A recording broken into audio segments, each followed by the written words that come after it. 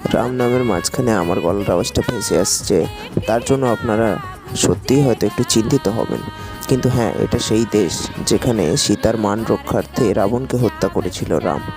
কিন্তু দেশের একই সিচুয়েশন, ধর্ষণের ক্ষতিপূরণ হিসেবে টাকা গুঁজে দেওয়া হচ্ছে মুখে।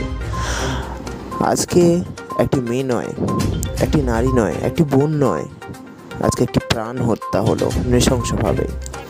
দেশে দেশে ভীষণ আক্রোশ, দেখতে থাকুন ভিডিওটা।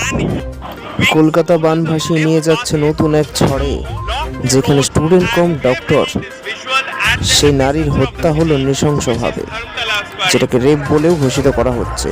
দেশে দেশে ঝড়, রাতে পর্যন্ত র্যালি করে মেয়েটিকে সাপোর্ট করার একটা ছোট্ট চেষ্টা।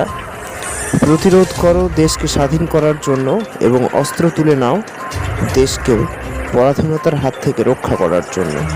তো ভিডিওটা যারা যারা দেখছো তারা সকলেই কিন্তু কমেন্ট বক্সে লিখতে ভুলবে না যে উই ওয়ান্ট জাস্টিস।